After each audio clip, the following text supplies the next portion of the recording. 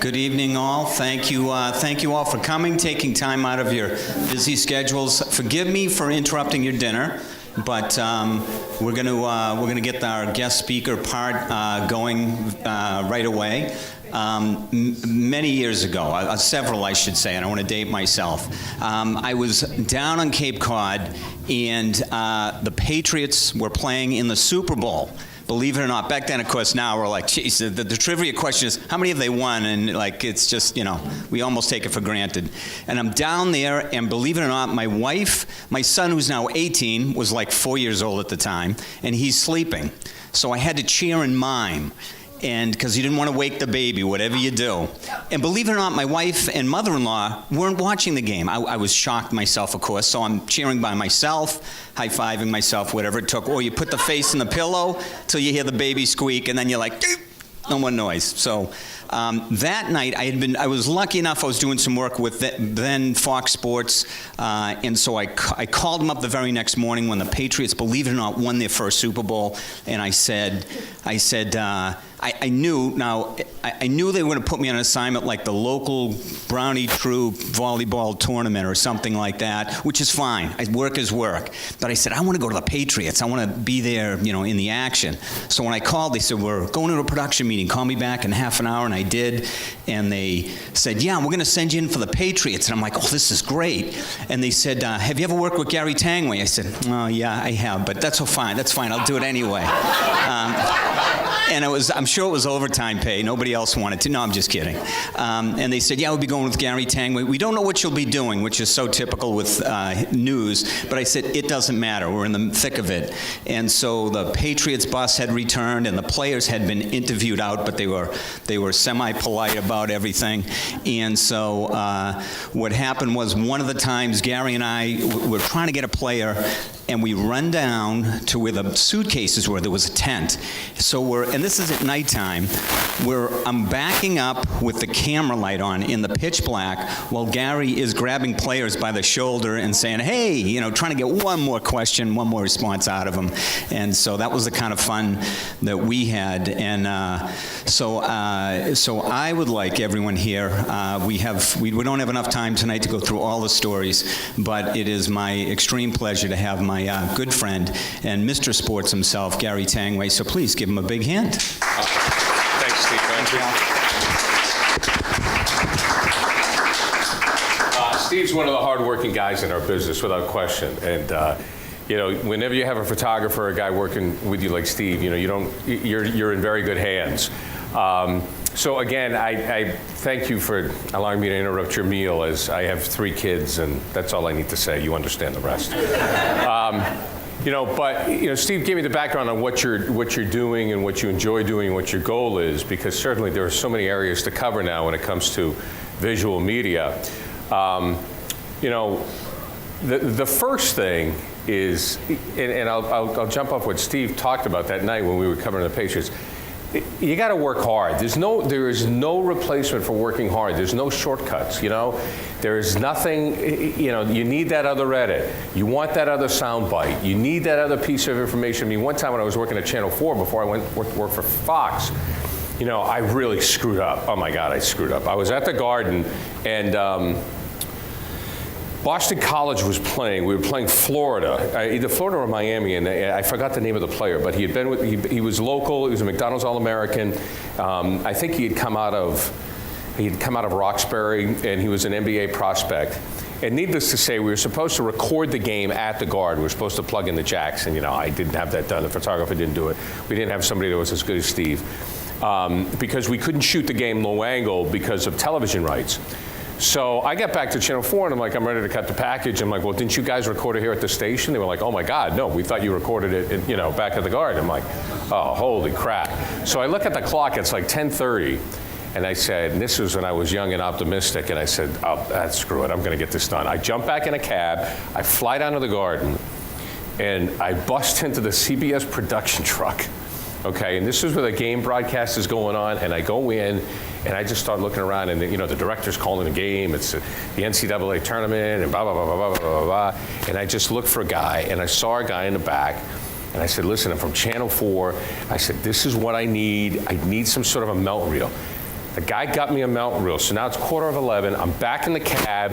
I'm flying down Storage Drive. I get back to Channel 4. I get in there, and I had it was a piece. It wasn't really a good piece, but it was a piece. You know, there were no flash frames, there were no jump cuts, and by 11:25, we got something on the air. So, you know, when it comes to, you know, you don't take the shortcut. You go the extra mile. You look for the extra shot. You take the extra edit. You go the extra run through.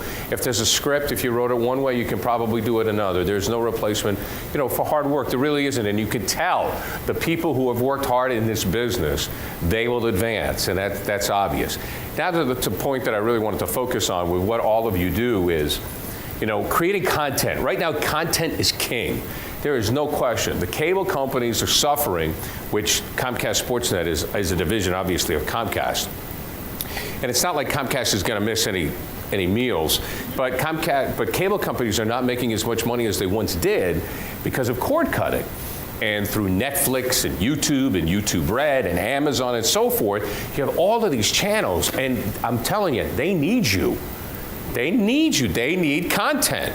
I mean, YouTube, without you guys, you're nothing. And my son, you know, every night, you know, it's all YouTube. I mean, I can't go in, you know, I see on my television, I'm like, are you watching SportsCenter? No, I'm watching YouTube. I mean, you know, these guys, Dude Perfect. Have you ever seen Dude Perfect? Anybody know what I'm talking about? Dude Perfect. Crazy. It's these 5 guys that look like, you know, they're in these shorts, sneakers, t-shirts, right? And they're making a ton of money, and the production value isn't that. I mean, the production value is fine, but they do crazy stuff like shoot basketballs from the top of a skyscraper. You know, they get, you know, like, you know, 50 floors up, right? And they just got to deal with CMT television. I don't know how they ended up on country music television, what have you, but they just think of crazy stuff to do, and they go shoot it, and they hit something. They hit a generation. I mean, they got a market. And, you know, millions and millions of views, you know, on YouTube. So, you know, the thought process, if your goal is to, you know, to be seen, Steve and I were talking about it before, you always need a story. I mean, we're conditioned with stories. Stories, you know, when the first caveman went to the rock fence and talked to the other caveman, and they were gossiping. Notice I said man, ladies, I didn't go there. And they were gossiping, right? And they said, you know, did you hear about Frank the other day? Oh, and blah, blah, blah, blah, blah. You know, the dinosaur and the whole bit. It's a beginning, middle, and an end. Gossip is the original content. We love it. It's awesome, especially when it's not about us. You have a beginning, you have a middle, and you have an end. And there has to be a rising action. There always has to be something at stake. What is interesting?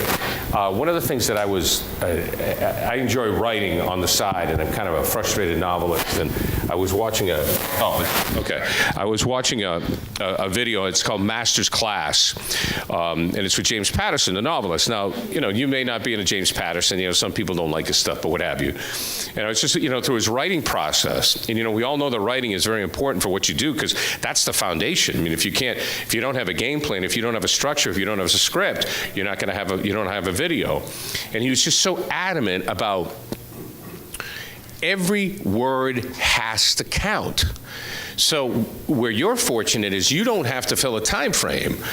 You know, for what Steve and I work on, you know, I just came from a show where you have to do 22 minutes. We need 22 minutes. You have 8 minutes of commercials. And right now, today, as far as sports is concerned, there is nothing going on. I mean, I had to make stuff up tonight. There is nothing happening. You know, I mean, you know, what you really need, like, is Brady going to get suspended? You know, what about the Celtics and the draft? I mean, today is just one of those days where there was nothing happening. You could probably hear me anyways, but it's a gift and a curse. You know, but, you know, if you're working with your community television, or if you're doing something online, or you're doing on your own website, you can make it as long as you want. You can make it as short as you want. You know, there's research that states the best thing to put online or to put on Twitter or Facebook is 30 seconds or less. You can produce something, and that's isn't that the hardest thing to do? Making something long is easy. Oh, I could throw a ton of crap up there. I mean, you know, I got all this video. Look at this great shot. I got this rack focus on this hummingbird, and you know, it's awesome. I can do all of this stuff. But then I got to edit it down to like to 30 seconds. It's hard, man. I mean, I'll name drop. Now, you guys all know the comedian Lenny Clark, right? Yeah. That's right. So everybody in Boston sports knows Lenny. Special. So he was just telling me, he was in the movie Ghostbusters that was filmed locally. And he played this ghost, this crazy Red Sox fan ghost. He had the Red Sox jacket and the hat, and he's in the South End. He comes out and he's going crazy, and he's running down the street. He's getting goo and all this stuff. And it was this great scene, and he got a call from the director. He said, "Lenny, I'm sorry, I had to cut you." He was like, and Lenny's like, oh. And it was Paul Feig. He did Bridesmaids, and I mean, he's red hot. And but he said, the director was like, "I'm at 3.5 hours." You know, and he's got Melissa McCarthy and Kristen Wiig. I mean, now 3.5 hours, that is, unless you're Coppola, you know. I mean, really, you know, you're not getting there's no way in hell that you're gonna get 3.5 hours. And he's gotta edit it down. I mean, that is so hard to do.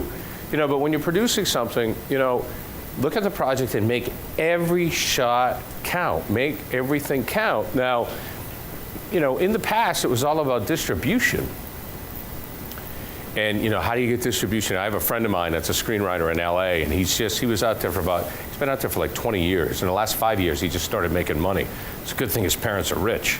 And he sold, you know, he started to get in, and he was selling scripts, and he's read by William Morris, and he sold his hand the movie. But for, you know, he was working for Oliver Stone, you know, as a reader, and, you know, I mean, that was a trip. But you had no place to put your stuff. I mean, where are you going to be seen? You know, right now, I mean, you have distribution. I mean, you guys don't. You have no idea how lucky you are. And I'm sure you hear it all the time from older people. You really don't, because if whatever you have is good enough, you will be seen. You will be seen. And so you have to sit there and you have to say. And first of all, there's two ways to go about content, right? You know, is this something I want to do, or is this something that I want to be seen? Because they're really two different things. They really are. I mean, you know Tom Gilmet, right? Well, Gilmet's a left field photographer. I don't know if you're as crazy as him on this, but Gilmet's the left field photographer at Fenway. He's the guy with the camera that does the home runs and stuff. Oh, neat. But Gilmet, he goes, "Hey, I got this really cool thing. You're gonna see this." This nut job is at a lake at sunup, and what is it where you have the frames? He did elapsed time. Time frame, right? You guys, I'm not a camera. You guys know all that stuff, right? Of the sun up from 5 a.m. to 10. And I'm like, "You're out of your mind." He goes, "Isn't this cool?" And he's going about, and he did it in his hotel room too. They gave him some new camera, and he's doing water drops and stuff. And he goes, "Wow, look at this!" And, and I'm like, for him it was awesome. Nobody wants to watch that, but him. Well, maybe. Okay, I stand corrected. But that's something. Do you, are you doing this for you, which is awesome, or are you doing it for an audience? Do anybody listen to the WTF podcast, Mark Maron? There's one it's got a little language in it, but we're all adults, some of us. Louis C.K. is on there, and yeah. You guys probably all know how he cuts his own stuff. Oh, yes. Shoots and cuts his own stuff. Well, he had this thing on his website called Horace and Pete. Mm-hmm. Oh, yeah. Did you see it? Yeah. Weird. Yeah. Right? Weird. All this stuff is weird. Well, weird, but depressing. Weirder. Yes. Right, depressing, but he went through this whole, and here's this guy that had to deal with FX. He had a show on HBO, but he said, "I just have to do this show." It's eight parts, I think, eight, 9, 10 parts. Alan Alda, yeah. Right? Alan Alda's in it, who dies episode 4. He's this disgusting uncle. So it's he has all these great actors. He has Edie Falco, Steve Buscemi, and you think of Louis C.K. thinking, okay, this is going to be funny. It's, God, my God, there's abuse and death and then, alcoholism. And he talks about he just had to do this. And you could buy it on his website. He put all his own money in it. I know. I don't know if he got it all back, but I don't know if that's an issue for him. He did it for himself, though. When I have time, I'm going to watch it just kind of as an exercise because I don't know if I'm going to like it either. But he did that for himself. And if you want to go do that, that's that's phenomenal. But that's what you need to do. That's what you need to decide. Am I going to do this for myself, or am I going to do this, for my audience? So then, say if you're going to do it for your audience, you have to have a story. It has to have a beginning, middle, and end. And is it compelling? Is anybody going to turn away? Is anybody going to look away? The attention span of this generation of people, it's just, you got to keep it going. You got boom, boom, boom, boom, boom. Television news, story counts. You have to have more story counts in less time. Where, 35 years ago, you could have a story on television that would last 4 minutes. Now it's like a minute and 15, tops, because people don't have the attention span for that anymore. I have a friend, reality television, what a joke that is. It's not reality television. Do you do any reality television, or is it documentary stuff? But reality, it's very profitable if you can get the right freak. Sure. You really have to get a freak. You got to get something that's crazy, But the money, if you can make it hit, you can crush it. So a friend of mine, Sam Metler, who created the show Intervention. Anybody see Intervention? It was on A&E. It won a couple of Emmys. And what this show is about is, Sam went to LA to be a comedian. All right? And he ends up doing this show on Intervention where for 1 hour, it's an episode, where a family would say, we want you to intervene with this person's addiction. Cutting, shopaholic, alcoholism, drugs, snorting, glue, sniffing, on and on, crazy stuff, right? And so that was his always, he says, I came out here to make people laugh, and I find myself, shooting this person addicted to meth in like a gutter. But it was very successful. He did very well with it. But, I said to him, how do you make all this stuff work, this reality stuff? He goes, look, it's not reality. It's unscripted. And I'm like, okay. So what are you saying? He said, okay. If I have a guy, if a guy's supposed to go get his check, right, and he's going to take the check and he's going to spend it on drugs, right, and if all goes well, he'll get arrested and he'll have a great shot. Right? Die. Right, yeah. It's as crazy as it sounds, but so, I said, what would you? He says, look, if the budget doesn't have it and I got to be done on Thursday, I say you got to move it to Wednesday, and they move it to Wednesday. They put the same scenario, but they move it. And they will shoot, if they can, if the people they have will be cooperative enough, they will reshoot the scene 4 or 5 times. Which is not, that's not reality. That's called rehearsal, So, you'll see that in reality television. If you have an idea for reality television, boy, I would really think that out hard and see if you could get something to work with that. Has anybody ever done anything for a festival, a film festival? You guys really should. Have you? Oh, okay. You have? What'd you do? Well, I'm involved with ITV Fest. It's a web and film. I'll have to tell you about it. It's like different execs from like HBO, CBS, Stars Digital come to pick up people's projects. Right. Every year. Yeah. That's cool. My friend, he's a VC grad, and he started it 12 years ago, and he used to work for HBO, and then he moved back home to Vermont and was like, I'm going to start this indie film festival. Yeah. So they're calling it like the Sundance of web TV now. That's so cool. Yeah, like lots of kids and professionals alike. They're starting it up. Shorts, right? You get like shorts, whatever. Yep. Just to get an idea or get a short, out there. If you got like something in your head, you can get it down. There was, I'm trying to remember the actor. Maybe it was Rupert Everett. Is that his name? It's one of the British guys. The guy that was in. Jerry Maguire, the blonde girl from Jerry Maguire. Oh, it's Bridget. That girl, she did that movie in Britain. Bridget McBridge. Right, there you go. Right. I know maybe. Who played her boss, or he was in that. They had this, but this guy I'm talking about was in it. I don't think it was you, Graham, or whatever. My buddy was at Austin, and they just did a 2-minute short, which was hilarious. Is that they have this actor walking down the beach, and all of a sudden, and there are people fishing, but this guy's walking down the beach, and there's a bologna sandwich. Looks great. It's got lettuce, tomatoes, cheese. Wow, what great. And he picks it up, takes a big bite out of it, and out comes the fish hook. And he's hooked. And the line comes up and goes into the water. So the fish caught him.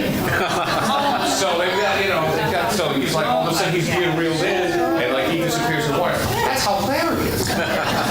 2 minutes. No British. Very. Well, the British never Very did that. I mean, anything that's good comes from over there, you know. So I guess that's, my thing with content. With sports content, if I can bring it back to what I do, with us, it's really gone to sports talk. Sports Center has lost viewership.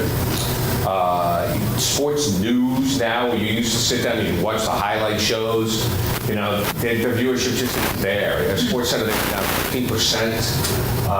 There's a lot of cord cutting going on where people get directly on their apps from their phone as opposed to sitting in front of the TV and watching the entire cable package.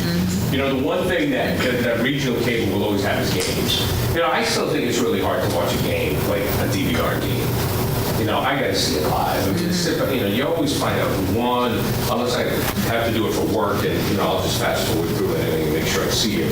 I need to talk about it, but I always found out who won. But sports is a lot of talk. I mean, I worked with Dennis and Callahan this morning for a minute of those guys, and that's an exhausting 4 hours. I would tell you. They are an angry group. And the whole tragedy with Orlando. Gun control and the terrorism and it's but when I leave there I have to I have to put in a comedy CD or something in my car on my way home I have to decompress. But that's compelling. People want compelling content. It's got to matter. Why am I watching this? It's got to matter. And you're obviously all here for a reason. I mean, I'm sure the food is good, but look at Steve here. I mean, look, he's old. You still do what you do because you love it. I mean, you're an artist. You're a videographer. You come, crap around, we go chasing people down. You do the whole thing because you love it. You're obviously here because you still love it. So make it matter. Make it matter. Do something. Make a show. Make a 5-minute show. Make a 2-minute show. Put it on the web. Make a series. I was doing something at COMCAST called Tanguay's 10. Unfortunately, my bosses didn't appreciate my sense of humor. They thought it was really edgy. And I think you have to be edgy. With humor now. I mean, it's like. People will say, especially Dennis and Callahan, I can't listen. Well, yeah, you do, because their ratings are like a 13. It's the rubbernecking. It's like driving down and there's an accident, and make it count. Do something edgy. Do something, I mean, I just turned 52, and. I just kind of feel like I've just, in the last 2 years, I've kind of figured it out that, it doesn't matter what other people think. For so long in life, you're worried about what other people think. And I think this generation's different. I think this generation, the younger generation, the millennials, because we've given them such great lives. Thank you very much. They don't have as much to worry about, they don't care as much what other people think. They'll just go out and do it. Where, when I got out of college, it's like, what do I do if I do this? But let it ride. I mean, just do it. Let it ride. Do something fun. Have an impact. Get it out there. Put it on Facebook. Start a TV channel. Charge for it. Start a podcast, video podcast, whatever. And that's, like I said, the thing is it doesn't have to be long. But just to wrap it up, what I wanted to say about sports is that the talk sports is really big. If you're into sports, sports talk is where it's at, especially in this town. Everybody's got an opinion. And everybody thinks their opinion is original. It's like you can get 25 phone calls saying that Clay Buchholz should not be in the rotation. You will get the 26, and that guy thinks he's the first one to ever come up with the idea that Clay Buchholz should not be in the rotation. So, you're always going to find people to talk sports. That's really what it's all about. I think people like to talk sports as much as they like to watch sports. I think people like to talk about politics as much as they like to watch politics, to be quite honest with you. And that's what's, that's where it's at right now. I mean, if you take a look at the content of the cable stations, CNN, they're hanging in there, but if you're a liberal, you watch MSNBC because they're telling you what you want to hear, and if you're a Republican, you watch Fox News because they're telling you what you want to hear. And a lot of people will say, well, you need to be objective, you need to be down. Well, you also have to give the audience what they want. There's so much arrogance sometimes, and I think in not so much management, but like critics. Where they'll say, well, this is a piece of garbage. Well, yeah, it's a piece of garbage, but they made $150 million. So it's really good garbage. My wife is really smart. She's a 3.9 at Emory, and she's worked at CNN for a while. She's a partner in a firm in Boston, and she's brilliant. And I love to talk about movies or anything on TV. I like to talk about after. Like, geez, what do you think about it? And she's just so annoys her, where like her favorite movie is Grease 2. and Billy Madison, she loves Billy Madison. Oh, gee. How can you imagine like theology and poli-sci, you have this 3.9, and you're on the phone with people in China at 7 o'clock from your home office, but yet, you watch Billy Madison, she goes, because I just want to watch something and I can shut my brain off. I just want to watch something stupid. I don't want to have to think. I don't want to talk about it after, what the plot points were, or anything like that. I just want to watch something that makes me laugh. I just want to watch, it's like what is art? I remember, I still haven't watched Schindler's List. Every time I need to watch it, every time I watch it, I can't, no, or Sophie's but Choice. I brought home a movie once. My entire family was at my house. This is when we were married. I brought home this independent movie with Nick Nolte, and it was supposed to be so good. It was great at Sundance, and but it was depressing, and people were killing themselves, but it was like considered this great artistic movie, and like everybody just turned at me, and they were kind of like, couldn't you have brought home something with Chris Rock in it, So it's give the people what they want. I don't know if this has helped you at all, but this is kind of what's in my head. Any questions? Yes, ma'am. Do you know Rizzoli and Isles? Yes. No? I know the show. Meredith Philpott? Who is she? She's the director. Oh, is she? From Andover. Oh, is she? Oh, that's awesome. Her brother, she lived next door to me. Oh, cool. Yep. She went to Andover High. That's phenomenal. Yep. And reach out to her if you got something. People love new stuff. You know what I've heard? This is what I've heard. I was listening to a podcast the other day, and I think it was Spielberg. It was Spielberg. If you care about this, if you want to try to send something out, with Spielberg or somebody. If you send something out for somebody, if it's 4 minutes, they'll watch it. If it's 90, they're not gonna. But if you come up with a sizzle reel, and it's 4 minutes or it's 5 minutes, people will watch it. People want content. Amazon is dying for content. Hulu is dying for content, So maybe that's something to think about. Isn't that the section of a show between commercials? I guess it depends what show. Probably 5 minutes, 7 minutes. It depends if it's an hour, if it's a half hour. Correct. Correct. Where? Yeah.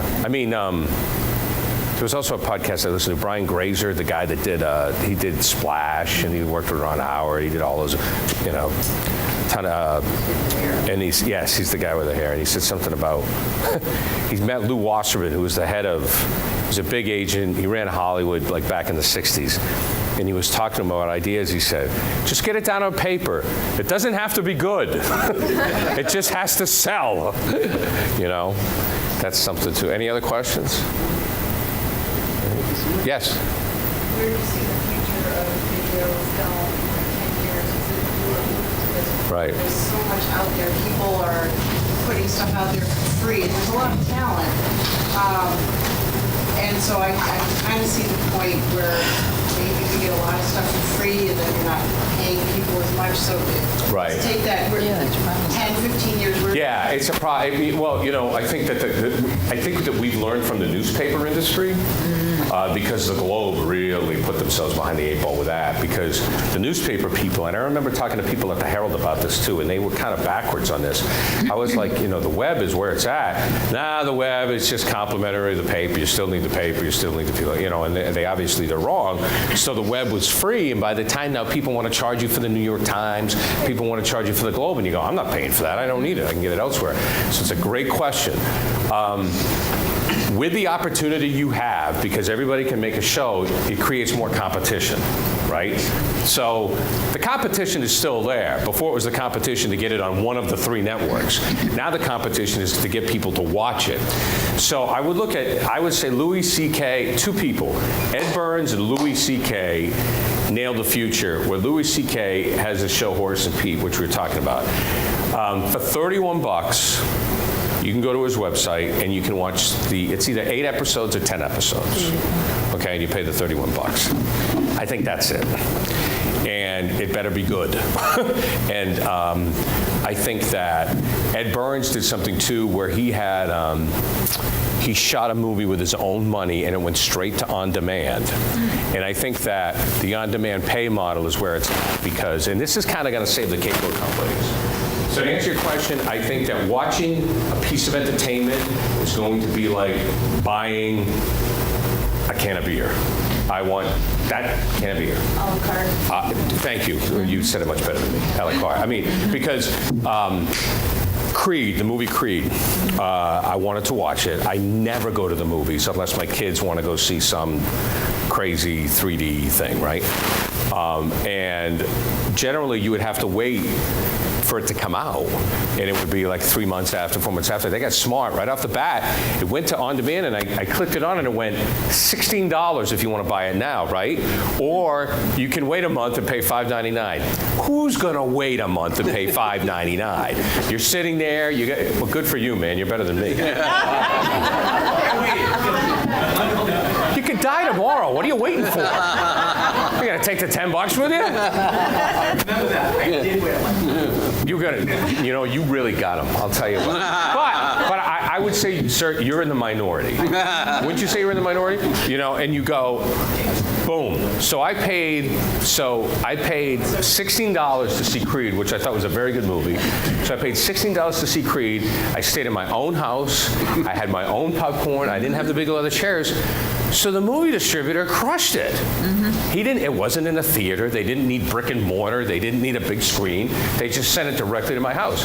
Netflix, I think, is also, I'm a huge Netflix guy. I mean, I pay $11 a month. I have 4 screens in my house. I think they boosted it up to 13. And when they had so many million subscribers, they boosted it up to 13, and it was an infusion of cash of like, I don't know, $50 billion or whatever it is. Nobody cares. $2, fine, take it. So Netflix and a la carte, that's where it's at. So there's been, as you alluded to, there's a proliferation of streaming services, and I was reading that CBS is going to start a streaming service. Right. They're going to be launching a new Star Trek. They're going to be putting the pilot episode on broadcast and then streaming subsequent episodes. But, there are going to be dozens and dozens of streaming services. Do you foresee a consolidation of those kinds of services to sort of a massive a la carte system? Now it's like a lot of little fiefdoms, and it's very narrow interest in some cases. Yeah, I think I've never thought of it, but I think that you're right. I think that if you look at Netflix, I think Netflix is a good example. And instead of having ABC, CBS, and NBC, maybe you're going to have Netflix, Hulu, and Amazon, right? Instead of the networks, they're the streaming services. Netflix just paid Will Smith $90 million to develop 3 movies. I think it was 3. You got, maybe you've read. But Will Smith got a $90 million development deal with Netflix to make content. Adam Sandler just got a $100 million deal for 4 movies, all on Netflix. It's the only place you can see it. I just saw the first one. It's great. Which one did you see? It's like the do-over. My friend wrote that, Chris Pappas. He went to Algonquin High School. Amazing. Yeah, Chris Pappas, the do-over. Yeah, he wrote that. That's number 2, actually. The one before that was about a Native American Sandler. The Ridiculous 6, which I didn't like as much as the do-over. But yes, the do-over. That's the most streamed thing on Netflix. It's a bunch of records. And it was typical Sandler, right? So, here's a good example. It's like, I called Pappy, I go, what'd you think? He goes, the critics are going to kill us, but, who cares? It's Sandler. And, like, he worked with David Spade, and David Spade was like, the critics think we suck, but what the hell? People, watch it. So the critics crushed it, but people don't care because it's just stupid Adam Sandler humor, and they, people loved it. I mean, but that's done very well. So now Sandler has to do 2 more movies, like that. So you're probably right. I mean, I don't know. That's my guess. Is you'll just do a Netflix thing where I have it on my phone. I mean, I'm terrible. I mean, you can be anywhere, and you can be in the bathroom, and I my seriously, I just go Netflix, wherever. I just wait for my kids, or, my data bill, oh, Jesus, my God, it's through the roof, like that 300 million gigabytes, but I just, Netflix, boom, I'll pop it up. What's the password here? VFW? And there you go. So that's what I think. Yes, sir. What are you doing to combat what? Well, I think what Comcast is doing is they're in the content business. That's why they bought NBC Universal. Because to be just a cable company now is death. That's why Cablevision got out of it. If you take, and Verizon Fios has really had a tough time because they didn't really know what they were doing when they got in, and they were undercharging people. They gave way too much away in the front. And Comcast stayed strong, so Verizon, has lost, they've lost a lot of money on the Fios thing. As a matter of fact, I was told that Verizon would just like to get out of that business altogether. They manage the content, to answer your question. They bought NBC Universal. So not only will they own, the streaming service on the Xfinity app, they also own the movie that you're getting. Comcast just bought Kung Fu Panda, whoever made that. Is that DreamWorks? Is that DreamWorks? Yeah. They just bought DreamWorks. Oh, okay. So, the whole thing, like Wall Street Journal was, Comcast buys Gru and Kung Fu Panda. So they buy the content too. So that's how they hope to make up for the cord cutting. But, they will tell you that they've lost money. They're still making a ton of money. They're just not making as much as they once did. So it's an issue for them, and I think they want to own the content too, and hopefully that's what they want to have to make up for their losses. A lot of the things they're doing, though, what Comcast is doing is they're entering into agreements with teams. Like the Celtics own 20% of us. And the reality is, you're not going to watch Comcast SportsNet probably if we didn't have the Celtics. You can watch our show, that's fine and all that. But you watch regional sports networks, you watch NESN because they have the Red Sox. Well, the Red Sox they own NESN, so that's never going away. The Celtics own 20% of us, so we're going to be together forever. In Chicago, Comcast, Chicago is partially owned by the Cubs, the White Sox, the Blackhawks, and the Bulls. So they're all intertwined, so they will never lose that connection.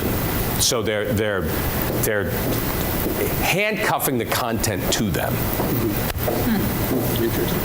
Yes, ma'am. Do you think that the movie studios are going to last?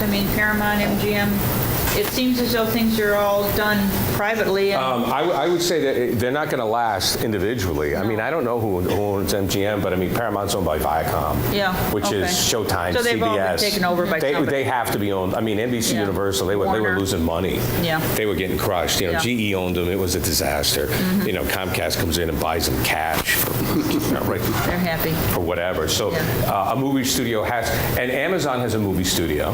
Netflix has a movie studio. Of their own, of their own. So their old ones are the old format is in trouble. MGM and all that stuff. They're in trouble. I have one more, and then I got to go grab kiddos.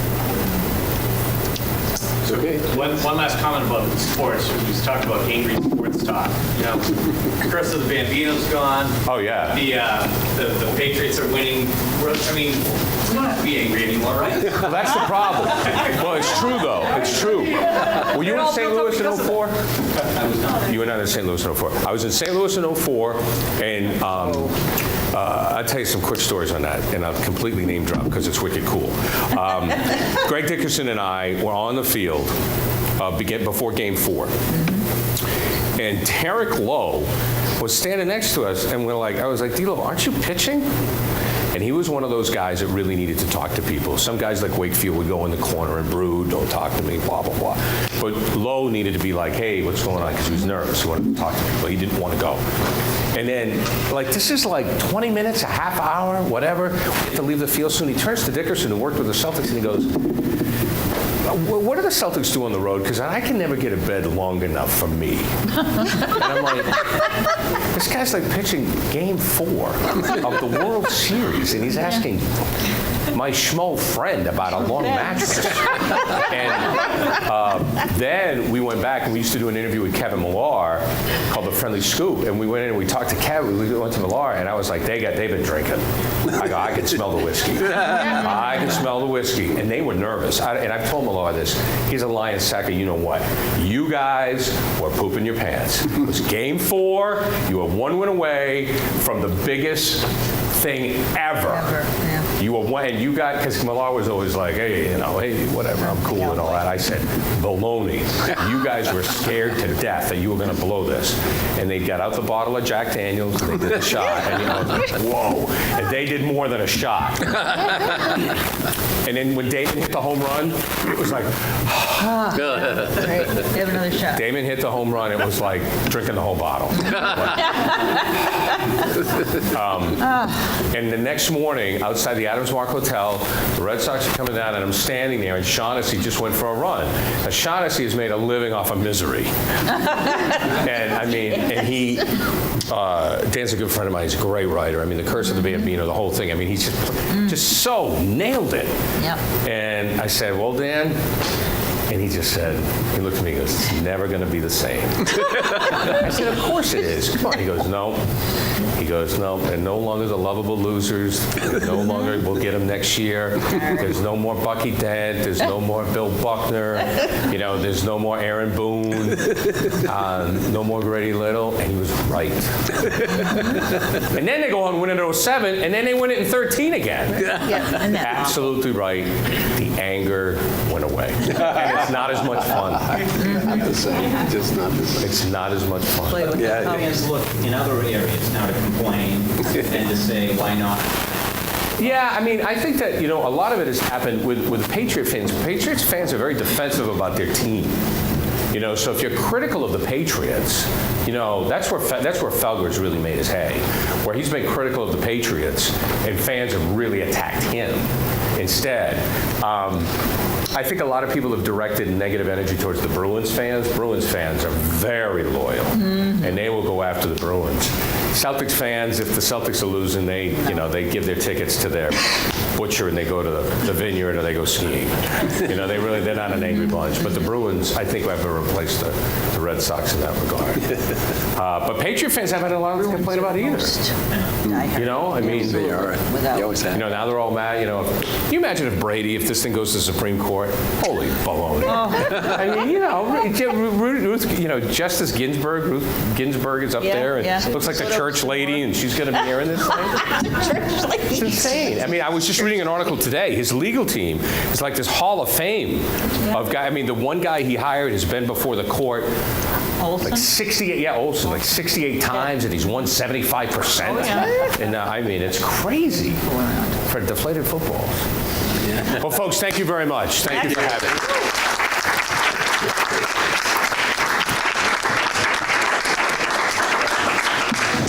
Gary, for the record, we're not old, we're seasoned. Mature.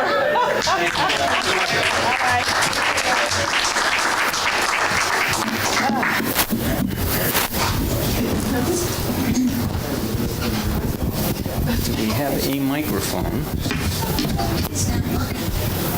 Can you imagine a technical difficulty of all places of all time? Do you talk about a tough act to follow? How do we then? So we have charts in Barbara. Yep. Can you do it really fast? And boy, do we have stories. You'll see. You'll see. We might make a couple of them up. We do. We have 4 minutes. We're going to do an entire year's worth.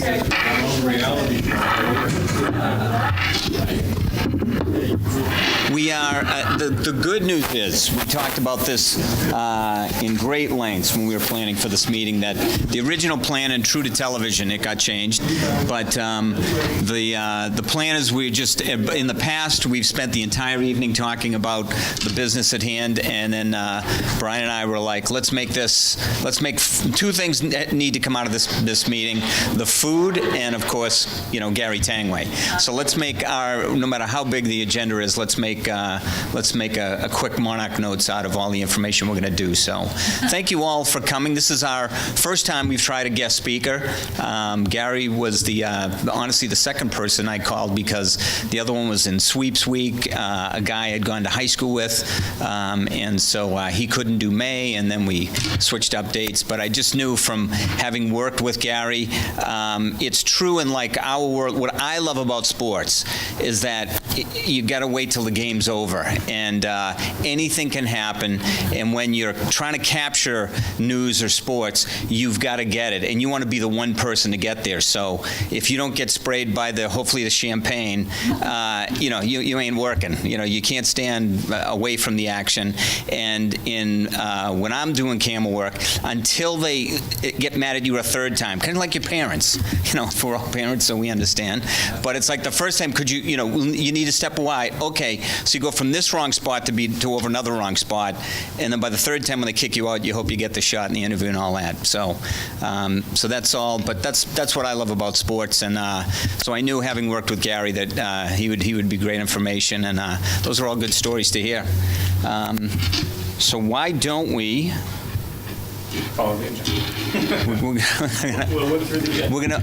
I'd quickly like to introduce, if people do not know, the board of directors that are here, the CAM board of directors.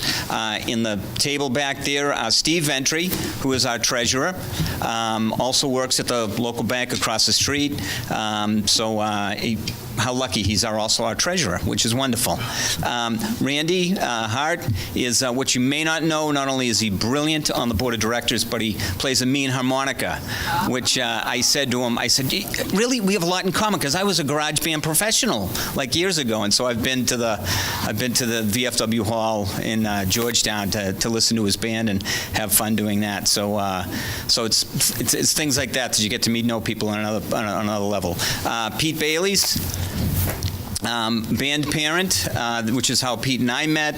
We were both videotaping band stuff. His sons graduated, so I kind of picked up the mantle. And as Gary was talking about, there's nothing more frustrating than to grab a band performance and not have somewhere to put it. So between CAM and then YouTube, the NAMA, which is the musical group, would put it on YouTube. We'll make them available on YouTube. And Pete was always like, did you get it on YouTube? And I'd be like, Pete, it just happened last night. He goes, no, the kids will watch it. And sure enough, it was like my biggest, as long as I got it out like within 24 hours, the kids, I would have like 100 hits. Like, I felt like I was Coppola for a minute there. So the musical Coppola, it's a great, when it comes out, you'll love it. But those are the kind of things, and it's great having an ability, so as we all know, to create a DVD, to take the time and do all that, put it on YouTube, and the kids would watch it. The following Monday, Justin Smalley, the band director, would make that part of class, and they'd watch the production. And I wanted to keep I love movement within a shot. I love to keep the movement going, and he loved the big wide shot because he could see the whole field and where people are and what people are doing. So it served many masters, and so it was fun, and the kids enjoyed themselves. I had parents this year saying, "Thank you. We have relatives that are in another country, and they can enjoy watching their grandson because it's on YouTube, and we're also feeding our people." So And then Michael Grant, who is IT guy at the school department, is not here tonight, but he is our other board member. And we have two other guests. Something we wanted to get into this year, we have committees. And so if you can think of it, we'll create the committee if it doesn't exist. So on any level, if you would like to get in a committee, we would love to have you as part of it. And it was great information. There were great questions. We have a building committee that we started because that is one of our top goals, is to be able to create a state-of-the-art facility that, as I say, people want to come there to have fun. We've won. And so Padma, if you'd raise your hand. Thank you. Padma is in our building committee, as well as Dom. Dom has the burden of our sons are in the same Boy Scout troop, so I hunted him down. And then Dom and I met originally in Boy Scouts, but then we are also one of the team. And John Ferriello, if you, John, raise your hand. John, we're three of the half dozen guys who each Sunday take turns videotaping our mass service and having fun do that. And the strange thing we all admit, how we became friends, because if they're videotaping, I'm sitting in pew 12 or something. So somehow we like, oh, who's up there? Like it's a surprise. But yeah, is it my turn? The problem is, if you switch turns, you have to let all six know. Because if you look up there, wait, he's after me. Did I miss last week? So you think you're in trouble. You know, forgive me, God. Let me add that to the list. So anyway, so we kind of switch off numbers and do that. So it's good fun. So that is, John is not on the board. He just spends most of his life. And the wonderful thing about John, he's from North Reading. So, you know, there's no excuses, okay, not to come down and have fun with us. We'll give it to you. If you need an excuse, we'll give you one. So that is our board of directors and our building committee. And again, if people have an idea, travel committee, travel ladies, you know, you let us know. We'll create a committee for whatever you want to do. Excellent. Real quickly, just like to introduce some of the staff. Here at the camera is our intern, Adam Reno. He's interning from Fitchburg State. Susan Martin's in the back. She's been taking photographs. She's full-time with us. Mike Garozzo is back doing great assistant work and running around and putting out a lot of fires for me, so thank you. And Bill Robert, we hired in from the Wilmington channel. He's been, was it 10 years, 10 plus years at Wilmington? So he's joined us now as a fourth full-timer.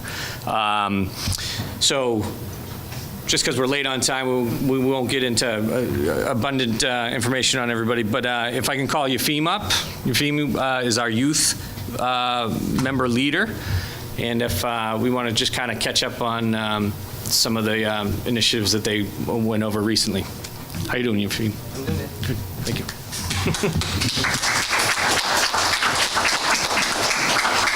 So I guess I'm the appointed youth representative.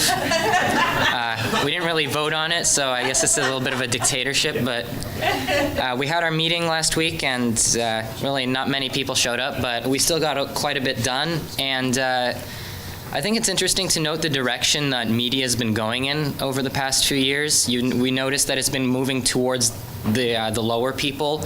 A few years ago, you'd notice that the kid with the camera was always the person you go to, the coolest kid in school. But nowadays, everybody's got a camera. Everybody's got their iPhones, and they're capable of taking quite quality footage, sometimes even better than the cameras we have at the studio. iPhone 6S is capable of 4K, I think, at some points. So that's really crazy. So the youth are definitely getting more and more involved in the media business. They're creating their own channels. There's kids out there, 12 years old. They've got 1 million views on YouTube, and they just play games out of their mother's basement. And really, we can't compete with that, but we can try. And this is what we want to do, because we're looking out there to be a part of this field, because the older generations, they controlled you controlled the media for many years, and now it's getting into more technical business, and the youth are really grasping that. We're editing, we are creating 3D models and things never before imagined. Over the many years, cartoons and these new films, 3D films, are coming out, and they're much better and better quality, and the youth are trying to grasp this. And we're trying to get into this field and get into this really technical stuff, and we're incorporating this now into our school projects. And our school projects are getting more and more fun because NACAM allows us to have this technology at our fingertips, that we are capable of producing such high-quality footage for our projects, for our own personal means, as a way of reaching out to the rest of the world. And I think it's just really important that we get more youth involved, and we let people know that we have this resource, a community at their reach that they can go to help them for their assignments or just what they want to produce. And a lot of people don't know that. You'll go to the average person, many unfortunately do not know that we have a studio right here in town. We need to get the word out, and the youth are definitely very interested in this because everybody loves to be on TV, everybody loves to be on YouTube. And really, just to sum it up, we want to make things more readily available to people out there so people can just walk in, grab a camera, and go out there and film what they want to film for their school, for their church, for their bands, or wherever they want to be, and to get it out to the world because everybody loves doing what they love to do and they want other people to know about it. And this is really just what the youth are all about. I think that just about wraps it up. We want to be a part of the community and to get out there and make a change in the world, I suppose. That's great. Well said. That's about it.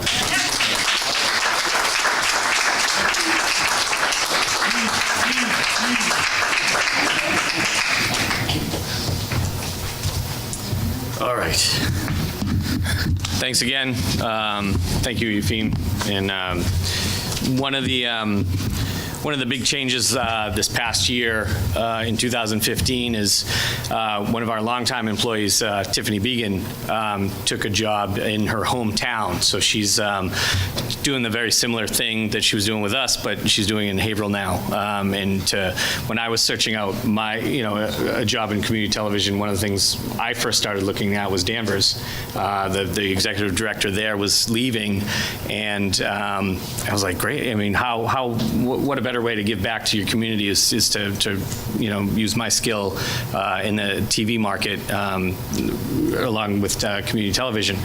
Housing market fell apart, and she never moved away, and she stayed in her job in Danvers. So I gratefully ended up here, and it's been wonderful. It's a great town, and I enjoy everybody I meet.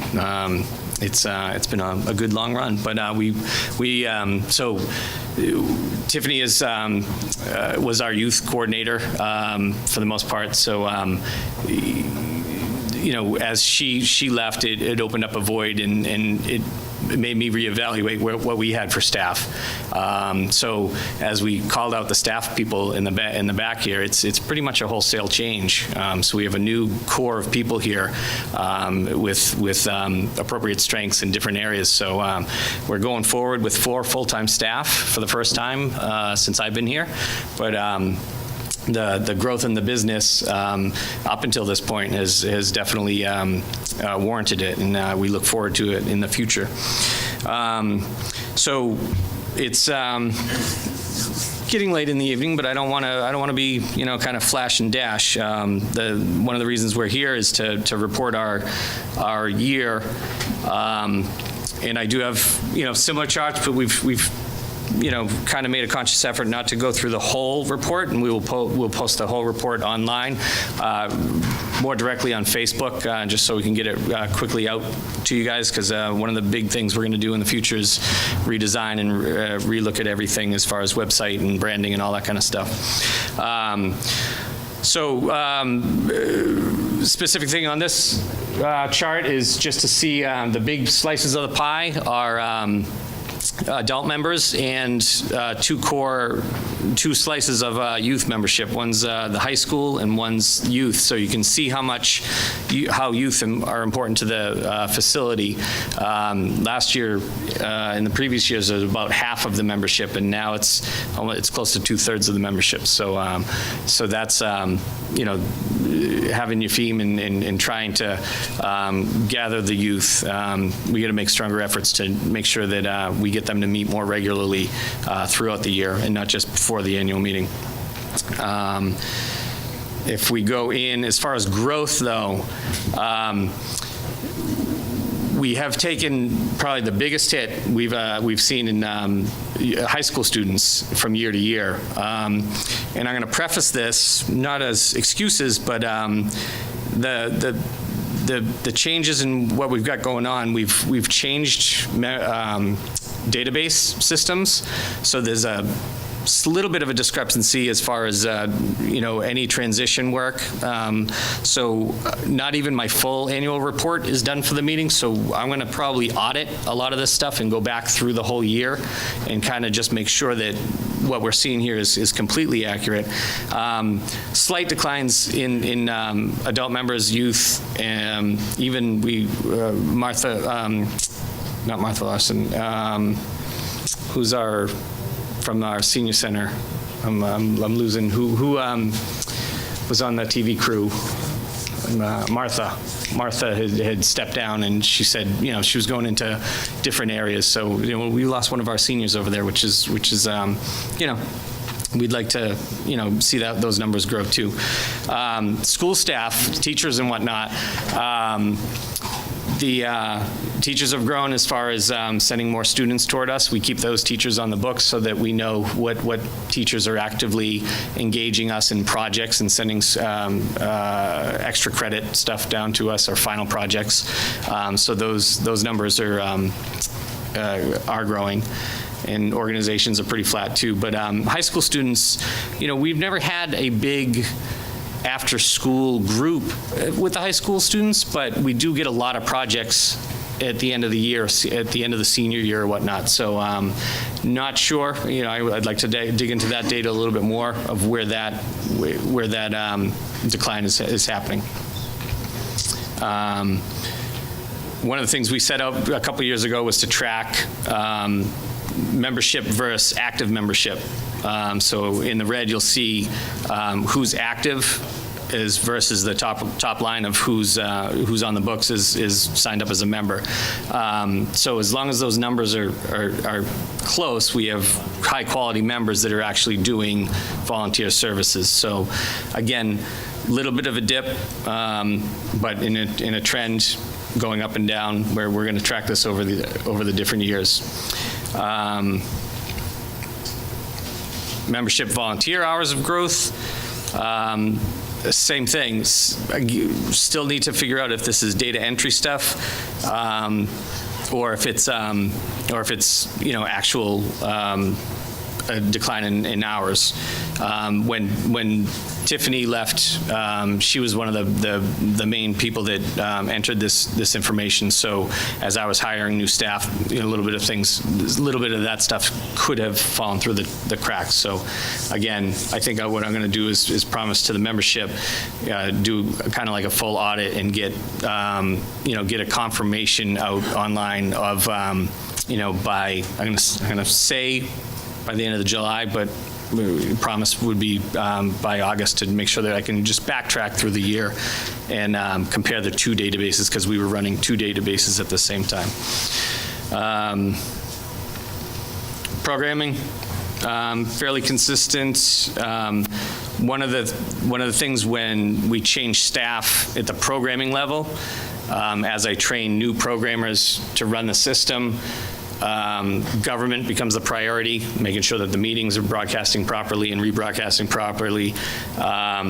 Any of the local programming that hits our ears has the direct priority. And then bicycle or import content kind of takes a back seat, except for the ones we know are here every single day. But we get stuff in from other towns all over the place, and it's just overwhelming at first. So a lot of the CAM access decline is basically that, and that's shown in the, do I have another chart? Yeah, producers. I don't think I have a comparison chart, but the import numbers are definitely down from the prior year, and that just kind of goes along with those type of training sessions. So going through the year and even into the prior year before that, I've had a nagging feeling of interaction with the community or new members coming in, And a lot of it just wraps around the news. The news is a great venture for us. It's going to give us credibility. It's going to give us a footprint in the town. And keep us viable for content and for a purpose. But it's taken a lot of the staff time. It takes it took a lot of Tiffany's time. It's taken a lot of Susan's time, who's doing a lot of the writing, editing, organizing, coordinating. But we'll all go out and shoot packages and stuff like that. And so the end result of the news is still to get more volunteer journalists, citizen journalists, to get interested in who wants to be a restaurant reporter, who wants to be a health critic, health and reporters. So they go and just talk about different, ways to exercise and stuff like that. Or, the sky's the limit, but we're looking for people just to run these stories and come up with a theme and just run with it for show to show. We've produced over 41 episodes of the news in the last 2 years that we've been doing it, and it's basically been every other week. I think we've taken one break in the summer where we've run some compilation type of shows. And Susan, when I told her that earlier today, she's like, "Oh, great," because I was kind of stretching it for the summer months here. We can't see what's going on, but it does take a lot. It's a strain on the staff. It's enjoyable. It gets us out shooting, and it's what we like to do. But our core job is to get the volunteers out there, find more volunteers, gain more interest, and being out on shoots does lend itself to that. If we're at the Historical Society, they have a guest. Okay, that opens up another conversation with another group of people. Same thing. If we hit a restaurant, we get a couple different other people. The horse farm, we went out to the horse farm, and there's always opportunity to talk about the station. So it's not it's not a loss when we go out, but it is definitely a strain on resources as we go forward. One of the main reasons we added the fourth full-timer to our ranks, just so that we can start to proactively go out, because it is noticeable. It's noticeable in that respect of marketing, and word of mouth. See if there's anything else. This past year also, where it comes down to me and my shoulders, when I'm out going around, from I used to say doing the rounds, whether it was going to the senior center, going to the middle school, going to all the different areas, and just talking, connecting, town hall, IT, the more I'm moving around town, the more leads I get, the more ideas I get out of what people want to do. My time specifically has been contract negotiations with Verizon. Started this past summer and into the fall. So a lot of research went into that, working with the town, and then building research. Building, again, that's another thing is research on whether it's following up leads on the buildings, or if it's just learning about what's triple net, lease and all that kind of, what are we getting ourselves into and future budgeting and whatnot. So again, bringing in a fourth full timer has alleviated a lot of that extra stuff that I have to kind of do double duty on that end of things too. Any questions on anything I've talked about or showed so far? Gail. Talk about importing shows. 398 is what it looks like. Is that 398 episodes, but it might be fewer varieties of shows, or is that each show counted singly? So that would be an individual. It would be an individual first run, I'd have to say. So if you've given us 12, right. Yeah, so you've given us 12, that's 12 individual episodes. Okay, so and then, that would be reflected 12 in that.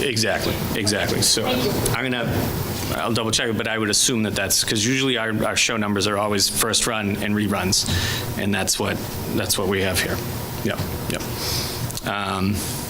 Any other questions?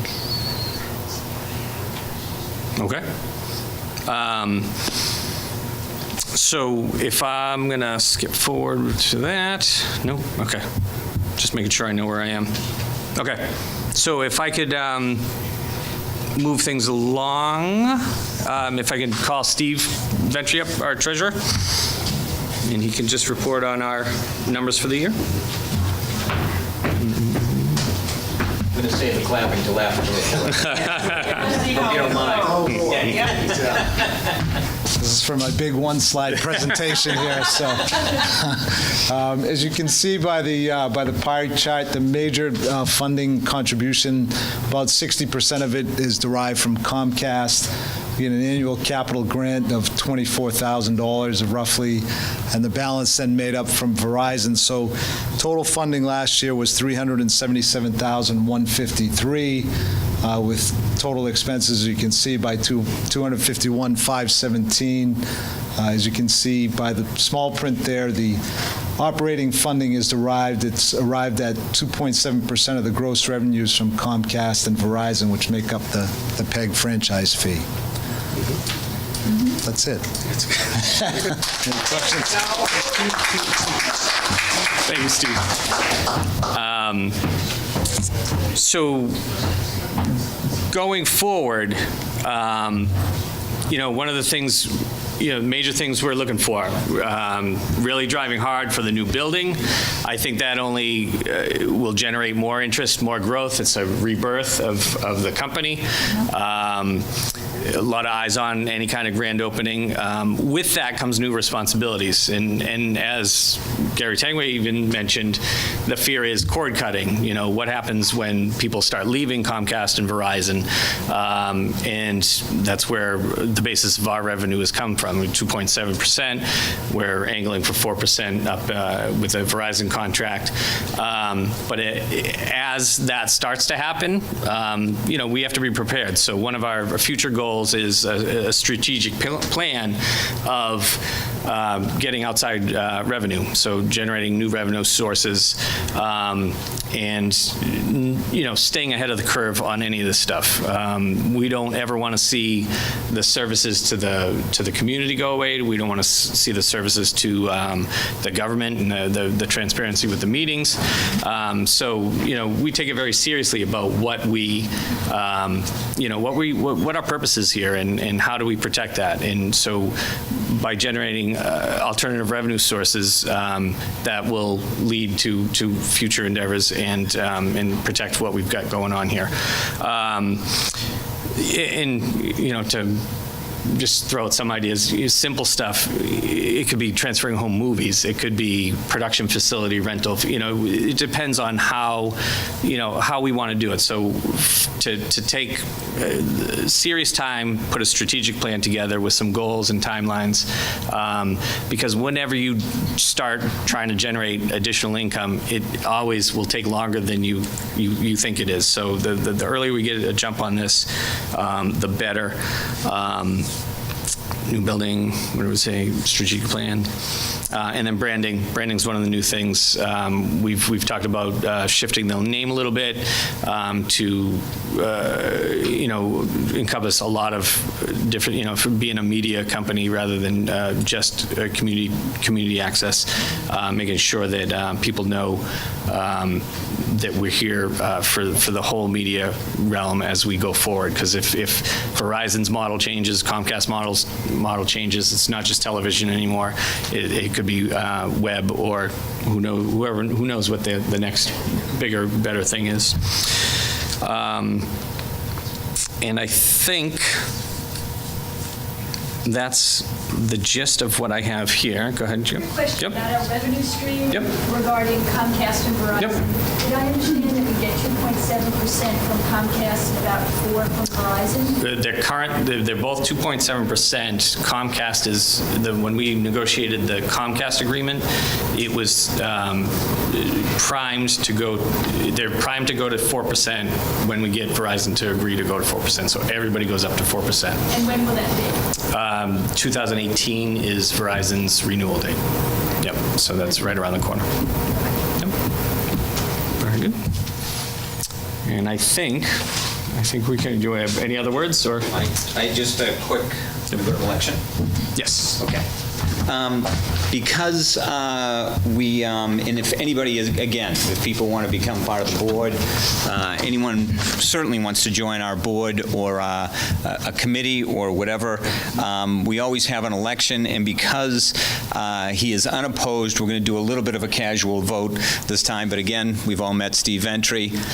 It was a wonderful financial report, Steve. Anytime, the colors, the pretty colors, that's a good financial report. And we don't have to take up a collection this year. No problem.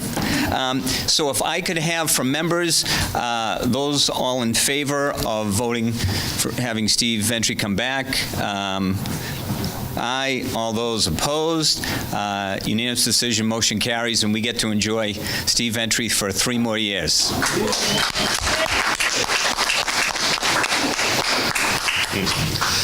Very good awards. And we like to take this opportunity to thank our community producers. Again, for me, it's for the fun, because we all get together and do what we love to do and have a few laughs and have some fun, and then we get to watch each other on TV. And so we've compiled at no expense. Don't worry, Steve. We went crazy. We didn't go crazy. We did have to get his approval, but we do want to recognize some people as well tonight. Our first award recipient is not here tonight, but we want to go forward just because we are seeing the numbers grow a little bit. We want to have a most active teacher award, and this year that award is going to Andrea Leokas from the middle school. She has, she's taken to it. She does the chorus. I'd love to get more choruses done, on camera. We'll get to talk to her parents and stuff like that. But she has had the chorus kids come over and sing at the Santa show. She also came and conducted with them, played the piano. And for the past 3 to 4 trimesters, she has had her acting class at the middle school, filming, and Steve's daughter was part of that too at one point. They film sitcoms, so they have to write the script during class, and then we love this because we have to run cameras over and run them back and charge them and run them back, and it's a good 2 weeks of mayhem for us, but it's fine. And they film for 2 weeks, and then they have to come in and we make sure that they know that it's first come, first serve, that you have to reserve, and this is a company, and we've learned the learning curve of middle schoolers who call and say, "Hi, I'd like to make an appointment on Tuesday at 3. Thank you." Was there a phone number? Was there a name? Was there a person? Were they from this planet? I don't know. So we've tailored our talk. Andrea and I have tailored our talk at the beginning of you need to leave your name, you need to leave a number, you need to tell somebody why you're calling. But it's been, so then all those kids come in and edit at the studio, and it's, again, some more mayhem because we always ask for them to come in pairs, and the whole group comes in, and it's a small studio, so it gets unruly pretty fast, but we love it. We love the activity, and they have had great product. The sitcoms are great. Well, don't you think that that's going to be your future high school group? Absolutely. Yeah, Having a so strong middle school programs always help, and they all come over, and it's been great. So thank you, Andrea. She's been great, and so she apologized for not being here tonight. And then some of our new staff they love puns, so as our next award, you want to announce this one? Go right ahead. I'll do it. For our Congeniality Award. In honor of your outstanding enthusiasm and dedication, we gladly present you with this Miss Congeniality Award to Irina Grasso, who has been such a treasure. Such a treasure. She wants to film everything, anytime. Oh, that's cute. Congeniality. Bubbly little lady. Just the excitement that she brings. She makes me want to go and treat with her all the time too. So thank you so much for everything. I love it. Thank you for inviting me. Absolutely, of course. I mean, I thought about it. Why not? I've always wanted to be an actor. This is it.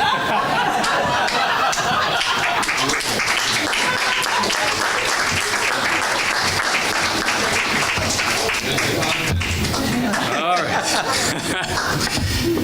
And this is kind of no surprise to us. You want to do this one? There's no puns in this one. Sure. Okay. Oh, I get the no pun one. Great, the serious. For the most volunteer hours goes to Yefim.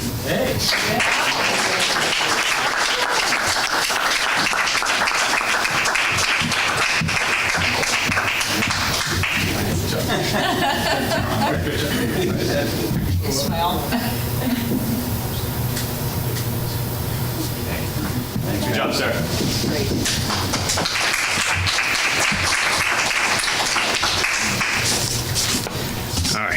All right, so the next one's going to be a pair. In honor of your outstanding commitment and dedication to the North Andover Journal, we gladly present you with this Commitment Award to both of our hosts. If they're still here, Ron Carpenito and Morgan. Thank you. There. Please come on.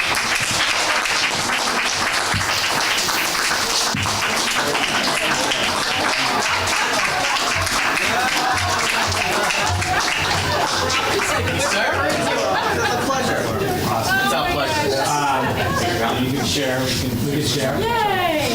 Hey, buddy. Well, I don't want to speak for Morgan, but we really enjoy doing it. You know? We can tell. Are we doing a speech? I don't know, speeches. I don't know. Go right ahead. Should we smile first? Because Susan's standing there. Girl. Got it. She's very A meaningful award because it's truly the future of, I think, what community television needs. And they have been there since the beginning, you know, and once they kind of heard about it, they jumped on board and, you know, they come in, they read the script and they pull the show together. So thank you so much for coming, rescheduling, dealing, and moving. So thank you very much. Absolutely. You're welcome to stay in the room. You're doing a great job. Thanks, everybody. All right. Thank you to all of our segments who we lost to. It's like people watching probably think we're like best friends and we see each other all the time. We're like, back to you, thanks, guys. Can't wait to see that show. So, keep it up. And for our last award this evening, typically we try and really go out of our way to make sure that it's really about the members and the volunteers and whatnot. And we try and shy away from either the staff or the board, but it's incredible. So I'm just going to read this, and you can kind of figure out who it's for. In honor of your unyielding submission of programming, we gladly present you with this Golden Lens Award to Mr. Steve D'Onofrio, who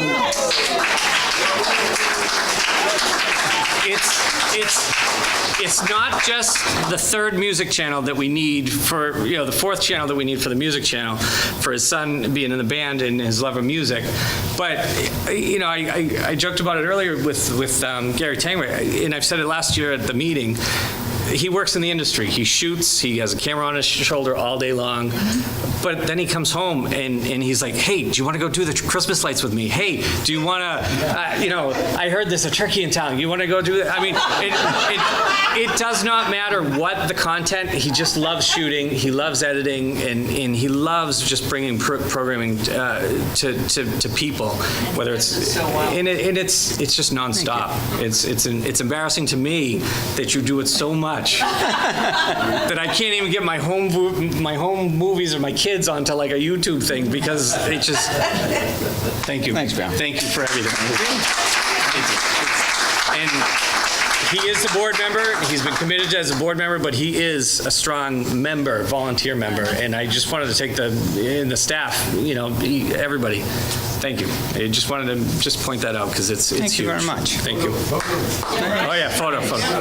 I'll take a photo. Gotta make it official. Now my name's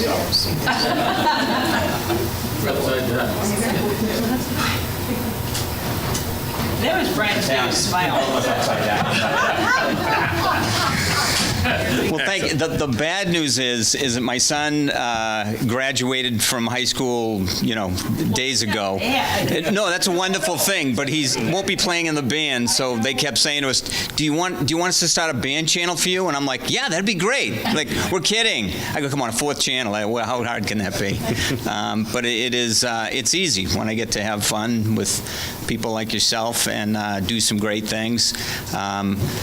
Jim Fazio in the back. Jimmy, if I may point him out, has good contacts with Santa Claus. These are the kind of people, you get influential people you need to know. And so if I may quote you, Jim, forgive me, one of this past year, I don't know how many years ago, I used to go out there with one camera. Dom's been with me.